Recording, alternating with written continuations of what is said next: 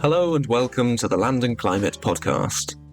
My name is Bertie Harrison-Broninsky, and today I'm talking to Darya Tsymbalyuk, Assistant Professor of Slavic Languages and Literatures at the University of Chicago, about her new book, Ecocide in Ukraine, The Environmental Cost of Russia's War.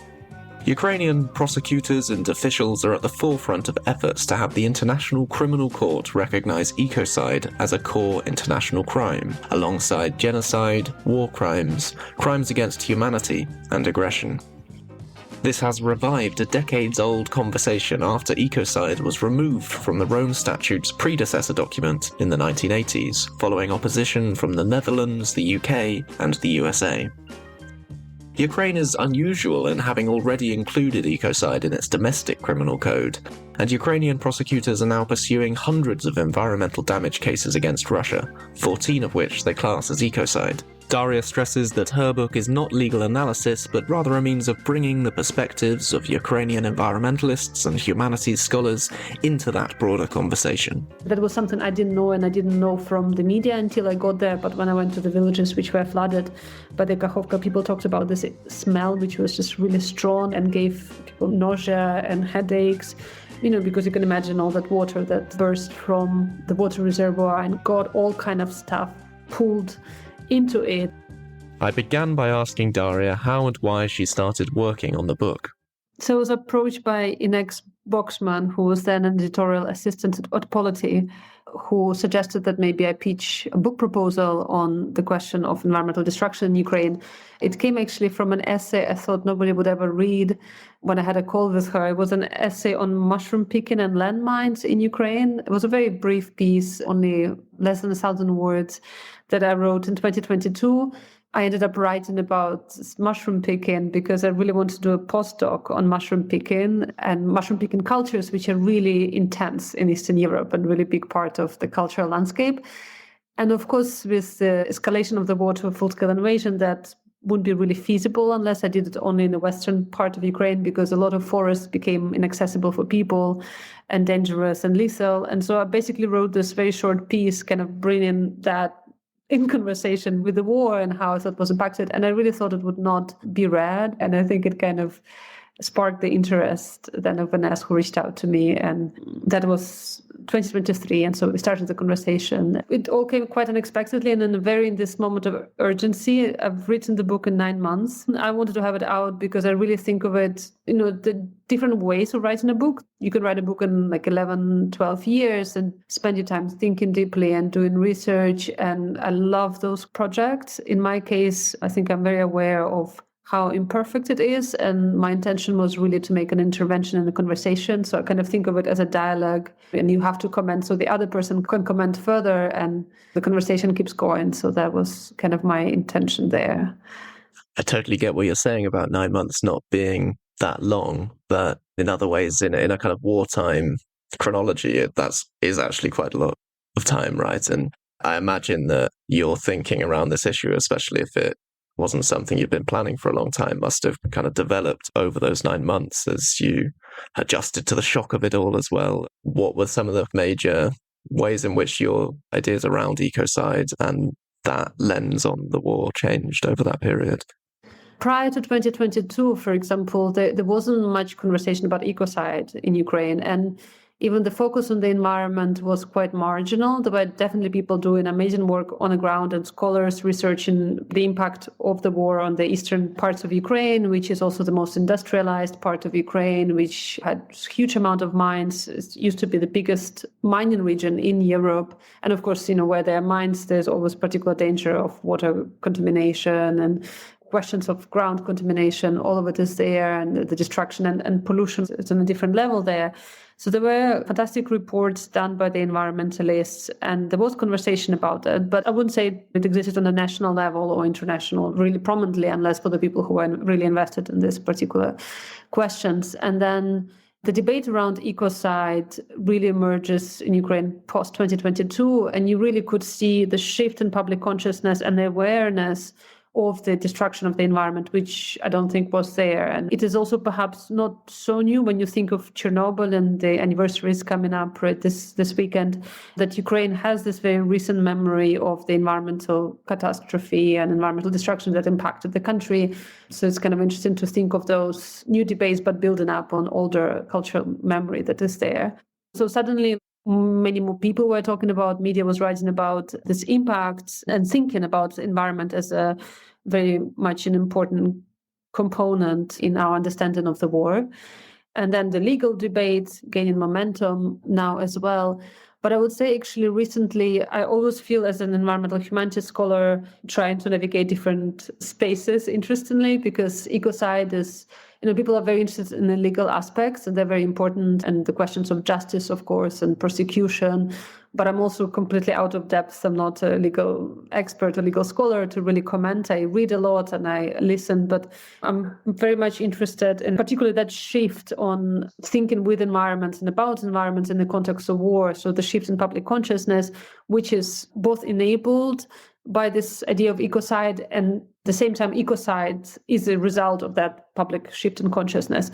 So I'm interested in the broader dynamics and how the meanings change for us in terms of how we view environments. Once again, going back to this little piece that I wrote in 2022, how do we perceive forests when they become dangerous because of landmines? How do we perceive, rivers which are polluted? So I'm really interested in this kind of cultural elements. And recently I was on a panel with Andriy Andrusevich, who is a lawyer, environmental lawyer, working on these questions in Lviv, in Ukraine. And he said something that was really powerful and reflected some of the thinking and the shift that I've been making, learning from lawyers and listening to their discussion. And he said, war is an ecocide. That he put it so eloquently. And that is something I've always felt in my work, and yet I always had this tension. I was like, yes, but I'm not actually working on ecocides cases on the ground. I'm working on something what falls outside of those cases as well, right? Because legal cases are always very specific for good reason. And he brought it there as well. And I start to understand better, I think, my role as a humanities person coming in and participating in this debate, which also allows then for the law to emerge. So I'm still learning in terms of what is my role here as a scholar, but also who are the actors in this conversation now. My next question maybe is quite similar, really, and perhaps you feel you've already answered this, but it was about genre, really, in that when I was reading your book, that was something that struck me, in that it's quite grounded in journalistic interviews and narrative, but you also have these touches of memoir or autobiography woven in, and then more kind of philosophical, even elegiac writing. And I know you say that you're not doing legal analysis, but it is an evidence base for those legal cases as well. So I was kind of interested to ask how you navigated those different elements and what your objective was, which is perhaps the bit you've already talked about. But you said that you wanted it to be an intervention. Maybe what contribution did you kind of hope that that book would have to that conversation? So interesting. I was recently asked about it. What is the genre of this book? I really don't know what is the genre.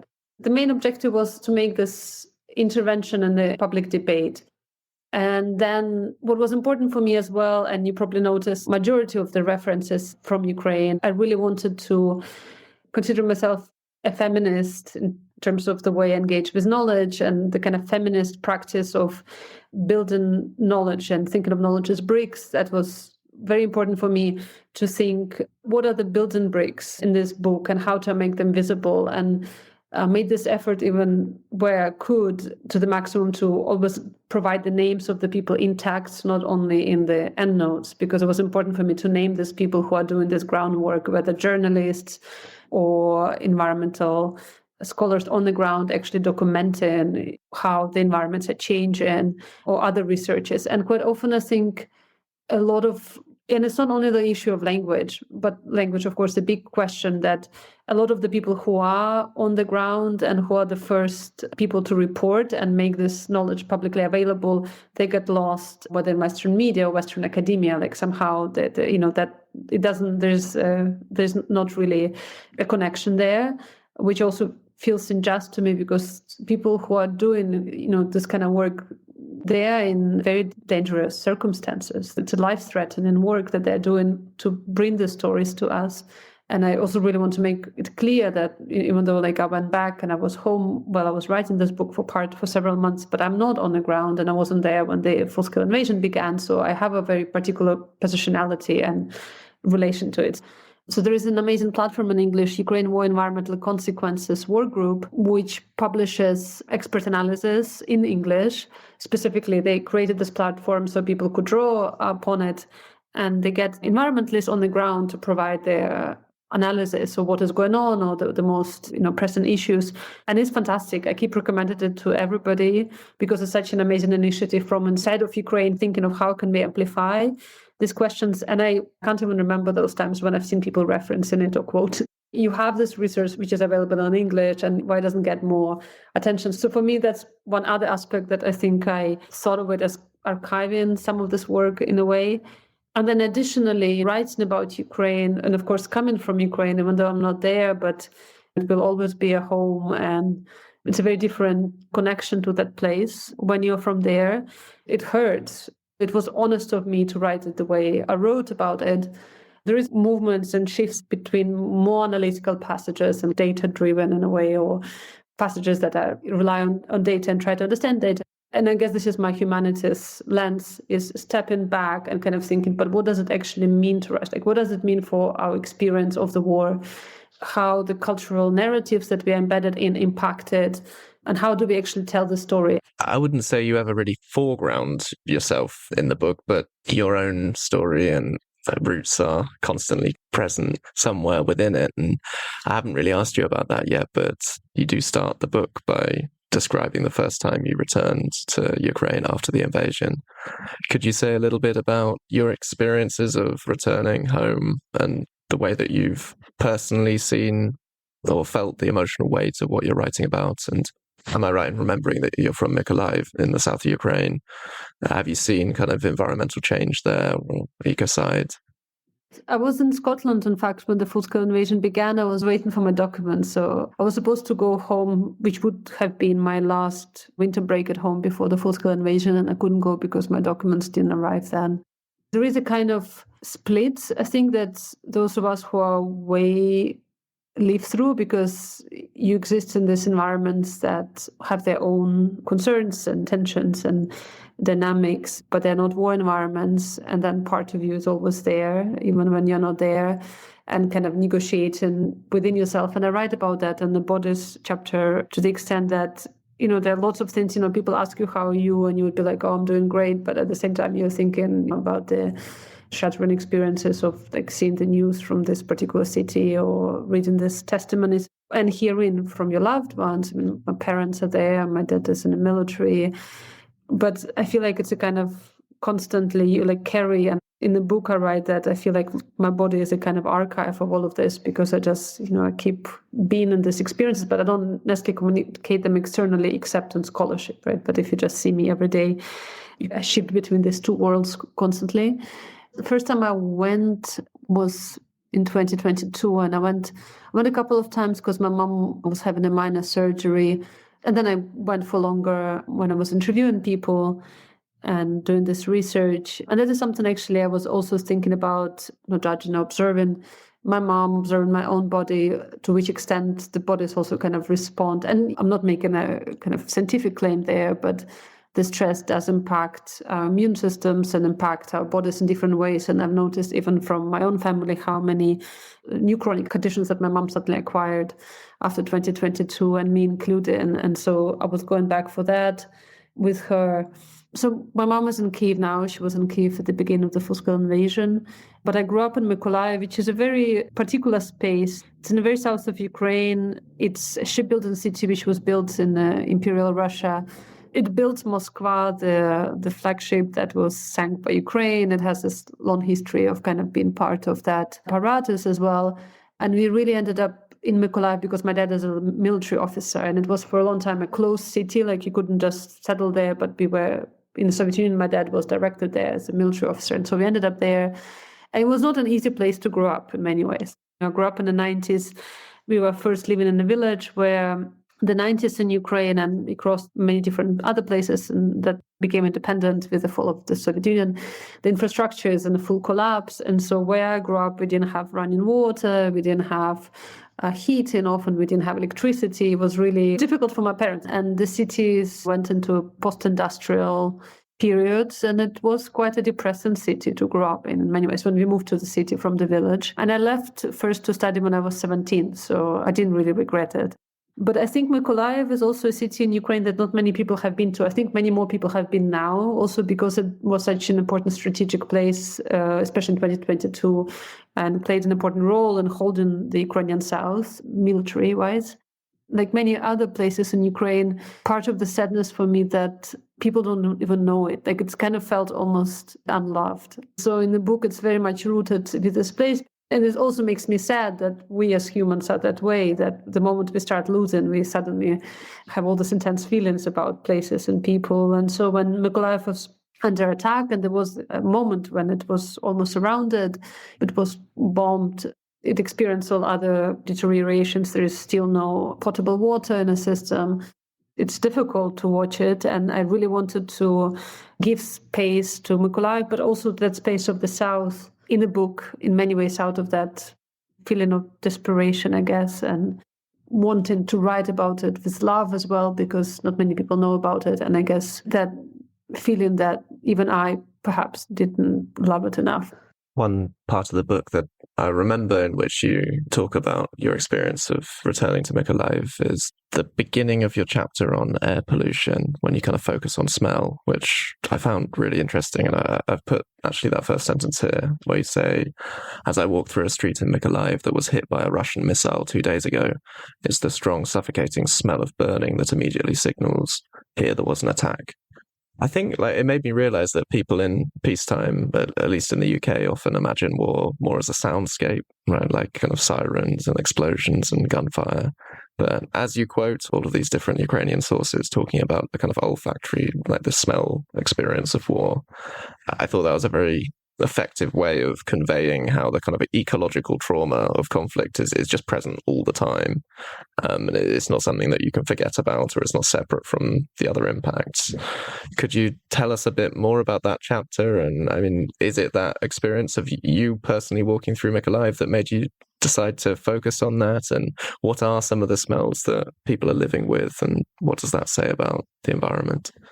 All sensorial experiences, but I do think there is something about smell that really connects to memory very strongly, as you said. And I've heard it from other scholars and artists working with smells that they could be used in terms of addressing PTSD even, or working with that, because they really transport us to the moment when we first experience that. And I think we all know it from just like our childhood. If you like smell something, a plant that was familiar to you, you can just remember that place where you experience it. There's something so strong about it that it's very powerful, could be also really painful if it transports you to the place you don't want to be, right? A certain place of suffering. But also what is interesting, it's always been quite interesting for me, is we developed so many devices in terms of we can send sound, sound recordings, we can send images, videos, but we don't have anything. It's one thing we haven't figured out. We'll see how it goes. But you can't just like message somebody a smell of something. It really also works with imagination. I was thinking a lot about it in relation, actually, not the war context, but plants. And I write a lot about the steppes, which are the grasslands of Ukraine. I grew up around steppes, but when I started seriously actually thinking about them, and then when I went to some of the steppes in Ukraine, I realized that to experience, for example, the steppe, you really have to smell it. But then the other thing that really struck me in reading different testimonies, accounts, interviews, is people speaking about the experience, they quite often bring up different smells, and it's smells of bodies really comes up a lot. And people talk about that the people who have witnessed atrocities, smell of burning is there. People talk a lot about smell. Actually, that was something I didn't know, and I didn't know from the media until I got there. But when I went to the villages which were flooded by the Kakhovka, people talked about this smell, which was just really strong and gave people nausea and headaches, because you can imagine all that water that burst from the water reservoir and got all kind of stuff pulled into it, and then it stayed, and there was this stench, like people were talking, it was impossible to breathe. the smell of all the underground sheltering that, quite often takes place in a basement that might not be fully suitable for it. The smell of artemisia, which is wormwood.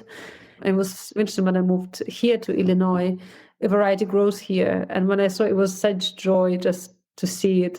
When I have it fresh, I would just smell it. And there's just like comfort in that particular smell. But the others could be triggering, of course. You have loads of specific case studies, of course, in the book of different kinds of ecocide, and we don't have time to go through all of those, but perhaps the most well-known example, and I think it is maybe the first one that you kind of go into detail about, is Kakhovka Dam. So I thought that might be one that is worth us discussing a little bit. So this was destroyed in June 2023 under Russian occupation. Is also one of the events that Ukrainian officials are using in their attempts to litigate ecocide as an international war crime. And since I read your book just in the past month, there's been a big new study that I'm sure you've seen about the environmental impacts. And I was reading the write-up in The Guardian, and the lead author of that study compared the ecological damage to Chernobyl in scale. So for listeners who aren't familiar with this, could you tell us what happened and why it is so significant from that kind of environmental perspective? Yes, no, indeed. It was what I've heard from lawyers. On all the cases that Ukraine is pursuing, Kakhovka has the biggest probability of being recognized as an ecocide crime just because of the scale of it. It had a tremendous impact, an environmental impact, but it also had a cultural impact on Ukraine. So it was one of the biggest water reservoirs in Europe. And it was occupied by Russia. It was under occupation. And Ukraine, in fact, talked about the danger of the dam being destroyed. And there was the precedent, of course, during Second World War when the Soviets destroyed a dam to prevent the advancement of the German army. The fears were present, right? The fears were present, and Zelensky talked about it, I think, in autumn.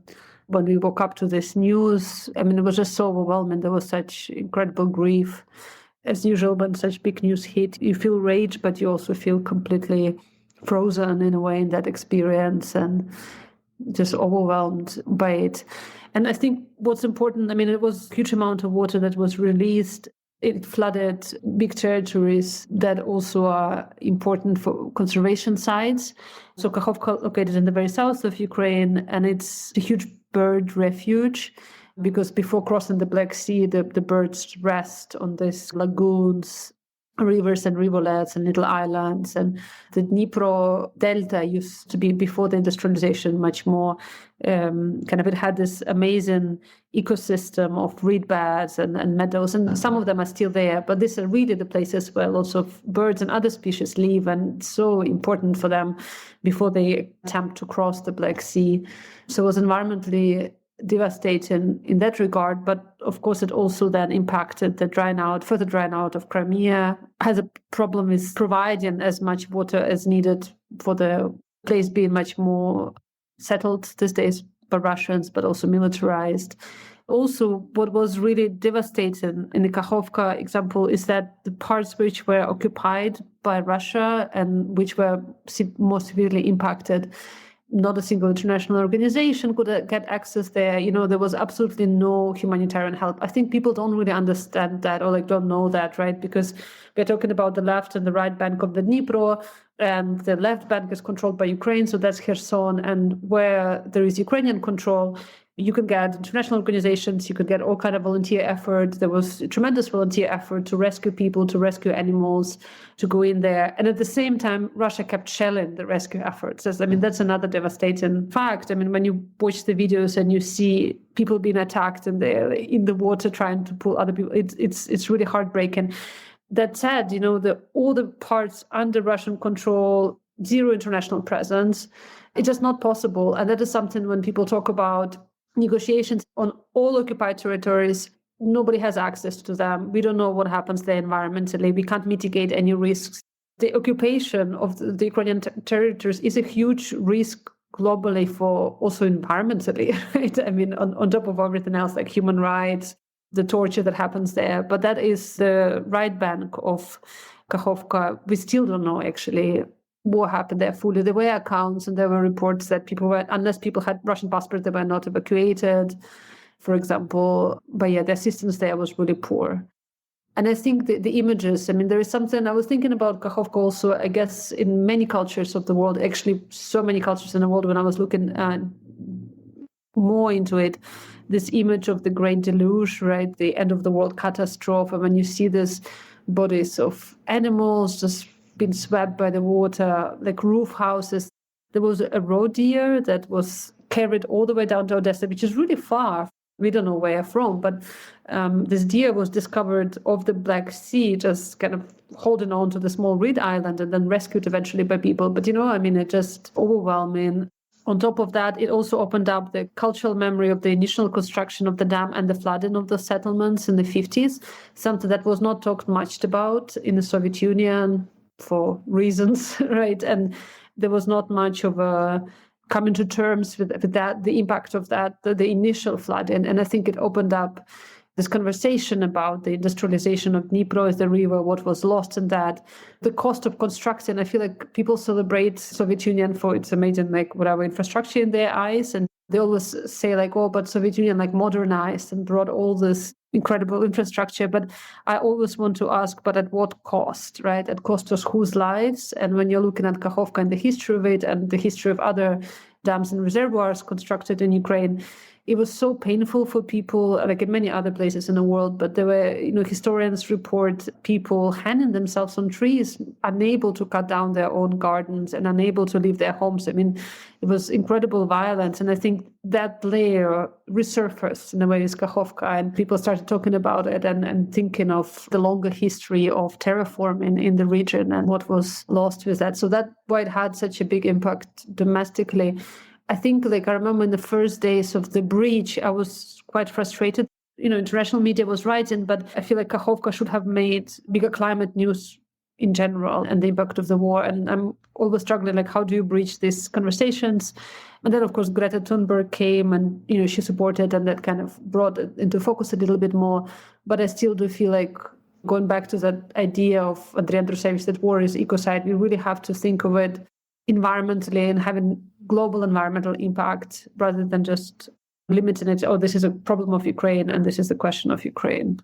It's interesting to hear you talk about climate kind of media in that way, because it does sometimes feel like there are kind of certain topic areas that the climate sector just doesn't really know what to do with yet. And conflict and militaries seems like they fit in that bracket still. We've done an interview before talking about the fact that military emissions still aren't given anywhere near the same level of scrutiny as most sectors. And I think there is a kind of broader pattern there. But I think this leads on to what I was going to ask you next, which is perhaps the headline issue of this interview, really. It's taken us a while to get to it. But what the Ukrainian government's contribution to this issue has been over the past few years. Prosecutors are pursuing 247 cases of environmental war crimes. You say in your book that Ukraine is one of only very few countries in the world that have an article for ecocide in their criminal code, and the office in Ukraine that investigates those cases was actually set up before the war, or before the escalation of the war in 2022. I was just interested to kind of give you a chance for a few minutes at the end to talk about how the Ukrainian government and Ukrainian prosecutors have changed the debate and what their kind of strategy is. And I know this is potentially legal analysis, but it's also cultural and political, right? And how significant you see that, perhaps outside the context of this specific conflict, but more broadly. The question of environmental justice is included in Zelensky's peace plan.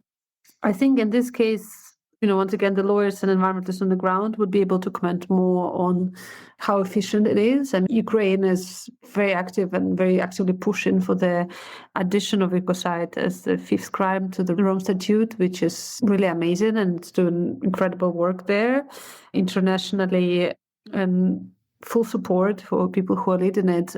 At the same time, if you do talk to environmentalists on the ground, they would be critical of the situation in the country in general. And the reason is the environmental sector was very underfunded in Ukraine, systemically and traditionally for years. And a big chunk of the funding went to the maintenance of the Chernobyl exclusion zone. You have to really think of Ukraine as any other, unfortunately, country. Is not a country that has prioritized environment through the years. So by the time the full-scale invasion begins, it's not like we have an incredible support for the environment. And then, because it wasn't really there, it doesn't mean that the conditions for the environmentalists and the really conditions for thinking environmentally are really ideal in Ukraine. They were not, and the war doesn't make it easier. In fact, it only complicates it. And the environmentalists will talk, from my experience, everybody is very much in support of the international agenda for the government and for the prosecutor's office. This is all fantastic and we should do more, but this doesn't mean that things are perfect in the sense that this is, I think sometimes from the Western media, and when I get asked, wow, Ukraine is reawakening, Ukraine is leading these debates, but if you dig deeper on the ground, at the same time, the environmentalists do talk that there are laws being passed and that allow for easy extraction, including extraction of minerals, and illegal logging is really on the rise. All the regular stuff that environmentalists globally poaching deal with, it hasn't disappeared. In fact, it only intensified. And in the conditions, of course, of war, the pressure on the economy is prioritized. I can't say that the environment has ever been prioritized, but now I think it's coming under even more threat, not directly from Russia, but even within the country in terms of the possibilities of its survival. The small example would be even the territories that, we are speaking about grasslands and steppes and the areas which were not plowed. Now, because so much of Ukraine is occupied, so many lands are contaminated, there is more pressure to plow more land that used to be in the protection, has some kind of status of being environmentally protected. I think I come off a bit more optimistic when I talk to the environment. I was like, but discursively, since I changed and people are talking about it, and I feel like they would be like, yeah, but we lost a lot of colleagues, a lot of people went off to fight or were mobilized, a lot of people were disappeared, a lot of people displaced. Like the human resources of the people who are working in this field are really limited. It's not a priority in the war.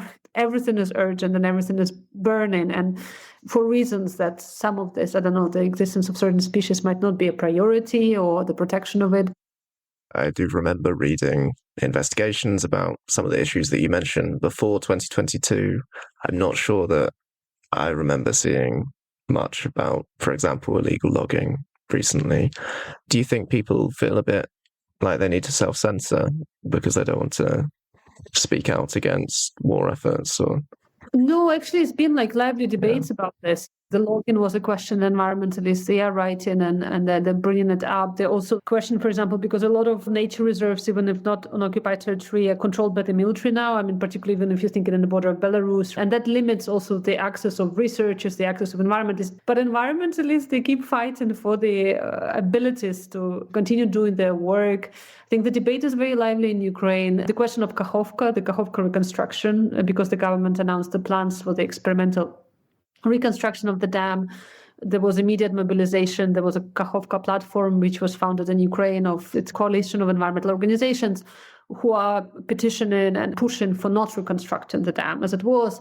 So I feel like it's really lively and people are concerned about all of these questions and how they unfold in. And where I'm from, and I write a little bit about this in the book as well, there's a nuclear power station that's been flooding, raising the levels of the water and potentially flooding a whole island, an island that is environmentally protected and has endemic species. And there's been, incredible mobilization for that. But the opportunities are very limited in Ukraine, so you can't really gather a massive amount of crowds to protest. We're talking about a wartime. A lot of people left the country, obviously. It's complex, but I would say it's very, very active in Ukraine, and people are raising these issues. They might not be maybe traveling as much externally, but actually this platform, the Ukrainian War Environmental Consequences Group, they would publish things on that, on domestically related.